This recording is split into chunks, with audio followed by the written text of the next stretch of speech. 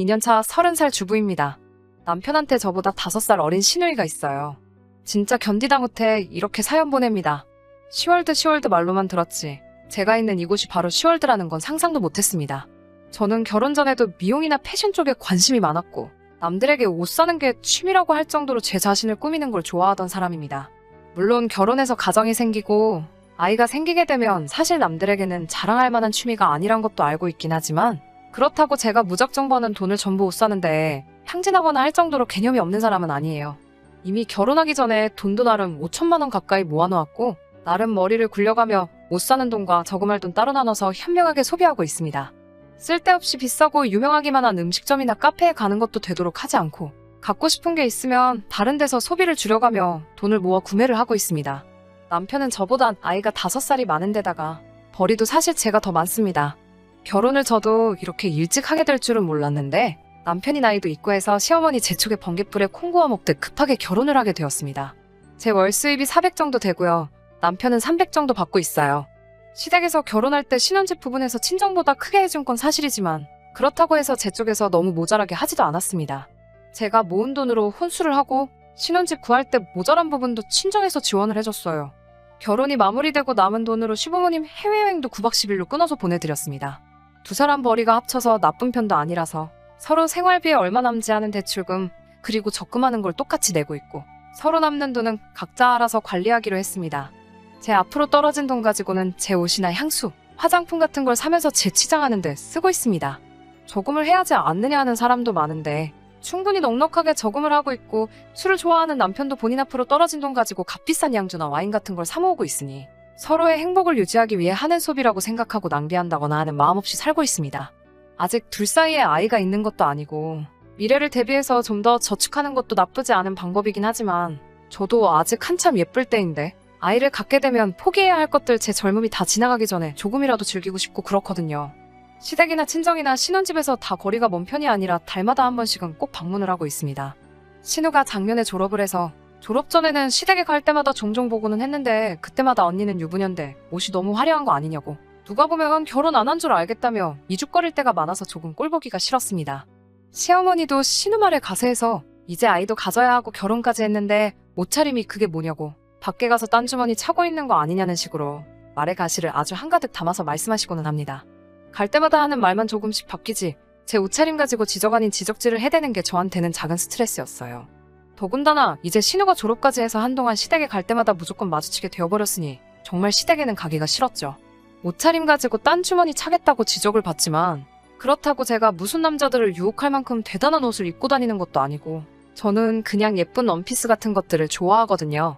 외투 같은 걸 입으면 오히려 너무 가렸다는 생각이 들 정도로 입고 다니는 데다가 제 또래에 결혼하지 않은 제 친구들보다도 수수하게 입고 다니고 있는데 그걸 가지고 꼭 물고 늘어지니 기분이 썩 좋지만은 않아요. 작년 휴가 때 사실 여행을 가고 싶었지만 코로나가 너무 극성이라서 어디 가지는 못하고 모아만 두고 있었어요. 그렇다고 휴가를 쓰지 않을 수 없으니 그냥 집에서 방콕 여행이나 하려고 휴가를 써버렸어요. 날도 너무 추워져서 국내 여행하기도 애매한 날씨라 집에서 그동안 지친 심신이나 달랠 계획이었죠. 그런데 제가 휴가를 냈다는 걸 알고는 시어머니가 말도 없이 저희 집으로 오셨습니다. 어쩐 일로 오셨냐고 물으니 집이 좁아서 그 집에서는 김장을 도무지 못하겠다고 저희 집에서 한다고 김장거리들을 주문해놓고 신우 데리고 저희 집으로 오신 거죠. 저나 남편이나 김치를 별로 안 좋아해서 한 포기만 있어도 반년을 두고 먹는 정도인데 그냥 저 쉬는 꼴을 못 보겠어서 일 시키려고 가져왔다는 심보가 너무 뻔해서 기분이 나빴지만 그냥 참았습니다. 그때 제가 집에서 원피스를 입고 있었어요. 허리끈을 매지 않으면 하늘하늘하니 집에서 입기에도 편한 옷이기도 했고 무엇보다 유행이 한참 지났는데 버리기엔 아까워서 그런 옷들은 집에서 입고 있거든요. 그런데 신우랑 시모가 제 모습을 보더니 무슨 집에서도 그렇게 공주님처럼 입고 있냐고 혹시 누구 딴 남자가 와서 오붓한 시간을 보내기로 한 건데 우리가 방해한 건 아니냐고 하면서 비웃더라고요. 그냥 집에서 입는 옷이라고 설명을 드리니 집에서도 이렇게 호사스럽게 입고 다니고 있으면 돈은 언제 모으냐고 잔소리를 하시길래 유행이 지나서 안 입는 옷 입고 있는 거라 설명을 드리니 딱 봐도 새 옷 같은데 밖에서 입어야 될 옷을 집에서까지 입고 있으니 우리 아들이 아주 허리가 휘지 하고 혀를 차면서 한숨을 내쉬네요. 제 돈 주고 사는 옷이고 어머님 아들보다 돈을 잘 버니 신경 쓰실 것 없다고 한마디 하려고 했지만 그냥 참았습니다. 옷 상태가 좋은 것도 제가 옷 사는 거 좋아하는 만큼 관리에도 철저하게 신경을 쓰기 때문이라고 말하고 싶었지만 정말 하나하나 다 상대하려면 하루 종일 걸릴 것 같아서 그냥 스느스만 짚고 넘겼습니다. 아무리 집에서 입는 옷을 입고 있었다지만 원피스를 입고 김장을 할 수는 없으니 편한 옷으로 갈아입으려고 옷방으로 들어가는데 신우가 저를 쫓아오더라고요. 제 옷 좀 구경해도 되겠냐고 하면서요. 어차피 신우가 김장을 할 거라고는 생각이 들지 않으니 옆에서 헛소리하면서 속을 긁어놓을 바에야 천천히 옷 구경이 하라고 하고 대신 구겨지지 않게 신경만 써달라고 했어요. 한참 김장거리를 다듬고 있는데 신우가 "엄마, 이것 봐라" 하면서 나오길래 봤더니 제가 최근에 정말 열심히 돈 모아서 사놓은 옷들을 입어가지고 나오더라고요.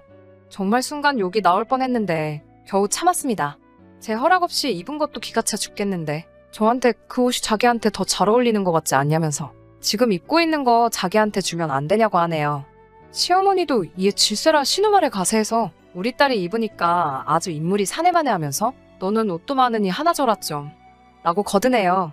그 옷 산다고 저도 먹고 싶은 거 참고 열심히 아껴서 큰맘 먹고 산 옷인데다가 아직 시창만 해보고 한 번도 입지 않은 옷이고 엄청 비싼 것들이라고 말을 하니 저보고 쪼잔하다는 식으로 말을 하면서 그럼 동창회 갈 때 한 번만 입게 빌려달라고 하네요. 제가 옷이 많은 건 사실이지만 신우한테 옷을 빌려줘야 하는 이유도 모르겠고 그리고 저는 옷 입을 때 오태를 신경을 많이 쓰는 편이라 나름 몸 관리도 하고 있는데 신우는 저보다 살집이 조금 있는 편이거든요. 허리 부분이 이미 벌써 터지려고 하는 것 같은데 잘 어울린다고 하니 어이도 없고 아무튼 그냥 무조건 안 된다고 했습니다. 시어머니가 저보고 참 씀씀이가 박하다고 하면서 똑같은 걸로 사줄 테니까 다시 벗어서 걸어놓으라고 하는데 신우가 시어머니한테 "엄마, 이거 외투까지 다 합치면 200만 원 정도 할걸?" 이라고 일러 바치듯이 이야기를 하네요. 시어머니는 그 말을 듣고 무슨 천조가리를 200만 원이나 주고 사냐고 돈이 아주 썩어나냐고 잔소리와 구박을 시작하셨어요. 저도 참다가 너무 화가 나서 한마디 쏘아붙일까 하고 있는데 마침 남편이 퇴근하고 들어오더라고요. 남편 앞에서 시가족들이랑 싸우기도 그렇고 참고 있으니 너무 억울해서 저는 그 길로 방문 쾅 닫고 들어가 버렸습니다. 밖에서 남편이 무슨 일이냐고 하고 있고 시어머니는 제 방을 향해서 저것 좀 보라고 싸가지가 아주 더럽게 없다고 뭐라 하시고 있고요. 김장하러 왔는데 자기들도 기분이 나빠서 내일 다시 와서 하겠다고 김장하던 거 그대로 두고 집으로 돌아가셨어요. 남편이 방으로 들어와 무슨 일이냐고 이야기하더라고요. 남편만큼은 제 기분을 이해해줄 것 같아서 자초지종을 이야기했는데 남편도 이야기를 듣고 나서 인상을 팍 쓰더니 아무리 그렇다고 시어머니한테 행동이 그게 뭐냐고 그리고 그까짓 거 그냥 주고 새로 사 입으면 되지 그걸 가지고 뭘 그렇게 치사하게 구냐고 그리고 자기도 제가 비싼 옷 그렇게 사 모으는 거 썩 좋아 보이지만 않는다고 과소비하고 있는 게 틀린 말은 아니지 않느냐고 하면서 뭐라고 하더라고요. 지가 몇백만 원씩 들여가며 술 사 모으는 거는 생각도 안 하고 팔은 안으로 굽는다고 아주 지 가족들 감싸는 게 아주 꼴보기가 싫었습니다. 그걸로 한참을 다퉜어요. 내가 빚을 내서 사는 것도 아니고 내 돈 모아서 내가 산 건데 오빠까지 그걸 가지고 나한테 뭐라고 하느냐고 연애하면서 결혼 생활하면서 오빠나 시어머니가 나한테 옷 한 벌이라도 사준 적 있냐고 한바탕 싸웠지요. 정말 전부 다 꼴도 보기 싫고 그래서 다음 날에도 시모 얼굴 보면 진짜 뭐라 한마디 할 것 같아서 아침 일찍 그냥 볼 일 있다고 하고 밖으로 나가버렸습니다.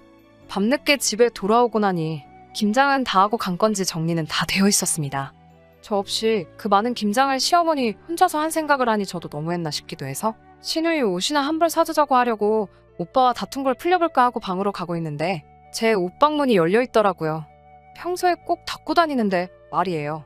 예상한 대로 그날 시어머니 신우와 함께 와가지고 무슨 패션쇼라도 했는지 제 옷들은 전부 다 엉망이 되어 있었고 전날 입어본 옷들은 빌려간 건지 가져간 건지 아무래도 보이지 않더라고요. 오빠하고 풀기는커녕 그날로 대판 싸우게 되었고 냉전 상태에 들어갔습니다. 하루만 입는다고 빌려간 제 옷은 2주가 지난 뒤에 돌려주러 왔네요. 옷을 돌려받고 보니 옷이 아주 개판이 되어 있었어요. 안 맞는 옷을 억지로 끼워 넣으니 자크 부분은 견디다 못해 터져 있고 떡볶이를 일부러 흘리면서 먹었는지 옷에 빨간 국물이 덕지덕지 묻어 있더라고요. 신우한테 옷이 이게 뭐냐고 따지니 세탁소에 맡기면 되지 않느냐고 저한테 10,000원짜리 한 장을 던지면서 언니 그렇게 안 봤는데 진짜 쪼잔한 사람이네요? 라고 말하고 밖으로 나가버리네요. 돌아가는 신우 붙잡아 이게 무슨 경우냐고 한바탕 하고 있는데 남편이 쫓아나와서 한다는 말이 옷이 입다 보면 망가질 수도 있는 거 가지고 애한테 성질을 내고 있냐며 끝까지 동생 편을 들더라고요. 저도 참을 만큼 참았습니다. 신우가 제 옷 훔쳐가는 것도 싫고 시모가 신우 빈정대는 거 거두는 것도 싫고 남편이 지들 가족만 챙기고 편드는 것도 전부 다 싫으네요. 어떻게 다시는 저한테 이딴 짓 못하게 확실하게 한 방 먹여줄 방법이 없을까요? 이젠 더 이상 참을 수가 없네요. 후기 보내드릴게요. 여러분들이 나눠주신 의견 전부 감사히 받았습니다. 남편이 가족들 편들면서 서운하게 한 것도 있기는 한데 그렇다고 무작정 이혼하라고 하시는 의견은 조금 아닌 것 같아요. 물론 남편이 시가족 편드는 게 이번 한 번만이 아닐 거라는 의견도 10분 이해는 갑니다만 애초에 신우가 제 옷을 입어서 망가뜨렸다는 이유가 이혼 사유가 될 것 같다고 생각하지는 않아요. 고부 갈등도 이혼 사유가 된다고들 설명해 주셨는데 사실말을 조금 밉게 하고 심보가 고약해서 그렇지. 김장한 것만 봐도 저희 시키는 거 좋아하시지만 또 제가 없으면 없는 대로 할 일은 다 하시는 편이에요. 그냥 저는 이 사람들의 못된 버릇을 한번 고쳐주고 싶다는 생각밖에 없네요. 그래서 눈에는 눈, 이에는 이 작전을 실행하기로 했습니다. 남편이 집을 비우기만을 기다리던 저에게 기회가 왔어요. 남편 회사에서 연말 회식이 잡히게 되었습니다. 밤이 새도록 술을 마실 거라고 저한테 이미 외박 허락도 받더라고요. 연말 회식 때문에 남편이 외박을 하고 들어오기로 한 날, 저는 집에 제 남동생을 불렀어요. 제 동생은 요리 공부를 하고 있었고 동생을 부를 때 우리 집에서 망연회를 열어줄 테니 같이 공부하는 사람들 전부 다 데리고 오라고 했습니다. 동생은 제가 시킨 대로 사람들 여러 명을 데리고 오기는 했는데 진짜 들어와도 되느냐며 눈치부터 보더라고요. 제가 걱정하지 말라고 매형은 내일이나 돼야 들어오니까 공부하느라 힘쓰는 학생들한테 이 누나가 대접 좀 해주고 싶다고 하고 안으로 들였어요. 그리고 그 앞에 남편이 수집한 술들을 전부 다 꺼내놨죠. 동생한테는 저 와인을 써서 프랑스 요리를 해달라고 했어요. 요리를 해달라고 꺼내놓은 와인은 남편이 벼르고 별러서 몇 달을 기다려서 300~100만 원짜리 고가의 와인이었습니다. 동생도 대본에 알아보고 이걸 요리하는 데 쓰라고? 진짜? 하면서 놀라고는 그냥 마셔도 아까운 걸 왜 그런 데다 쓰냐고 하더라고요. 동생한테는 너가 알 거 없고 그냥 시키는 대로 하라고 했지만 그래도 그 가치를 알아보는 동생과 같이 공부하는 친구들은 엄두를 못 내고 쭈뼛대며 서 있기만 했어요. 그래서 그들이 보는 눈앞에서 그 병을 직접 뚜껑을 열고 냄비 안에다가 확 부어버렸습니다. 동생이 제 팔을 낚아채면서 냄비에 부을 거면 그냥 우리가 마실게 하고 병을 뺐더라고요. 처음엔 다들 눈치 보면서 마시지를 못했는데 제가 진짜 버릴 것처럼 행동하니 한 잔 두 잔 맛보기 시작하더라고요. 다들 술 맛이 좋다고 감탄을 했어요. 저는 술을 잘 모르는데 비싼 술은 그만큼 값어치를 하는가 봐요. 술들이 들어가니 과감해진 건지 이제는 알아서 척척 남편 술장에서 양주며 와인이며 이것도 마셔보고 저것도 마셔보자며 먼저 꺼내 마시더라고요. 그렇게 밤새도록 제 동생과 친구들은 남편의 술을 한 잔 두 잔씩 비워나가기 시작했어요. 그래도 도수가 높은 양주에 와인이다 보니 10명이 되는 사람들도 남편이 모아놓은 술들을 전부 다 마셔버리지는 못하더라고요. 다음날 아침이 되어서 동생과 일행들은 돌아갔고 저 혼자서 뒷정리를 시작했어요. 그리고 오후가 지나서야 남편은 아직도 술이 덜 깬 채로 집으로 들어오더라고요. 분리수거도 해야 하고 일부러 남편 보라고 현관 앞에 빈병들을 전부 깔아놓았어요. 아직도 술이 덜 깨 알딸딸한 와중에도 눈앞에 펼쳐진 빈병들을 보니 정신이 확 들었는지 문 앞에서 비명을 지르더라고요. 당장의 방문을 열고 들어와서 이게 다 뭐냐고 저한테 역정을 내기 시작했어요. 저는 쫄지 않고 남편 앞에다가 한마디 했지요. 왜?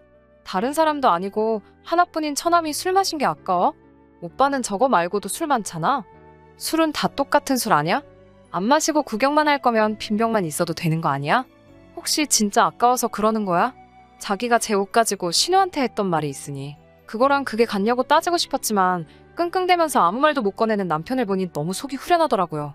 그날 이후로 신우도 시어머니도 저한테 옷 가지고 아무 말도 하지 않아요. 특히 신우가 제 눈치를 엄청 보더라고요.